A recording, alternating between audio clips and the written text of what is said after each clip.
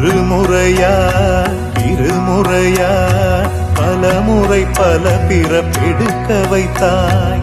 புதுவினையா பழவினையா கணம் கணம் தினம் என்னை துடிக்க வைத்தாய். பொருளுக்கு அலைந்திடும் பொருளற்ற வாழ்க்கையும் துரத்துதே. உன் அருள் அருள் அருள் என்று அலைகின்ற மனம் இன்று பிதற்றுதே.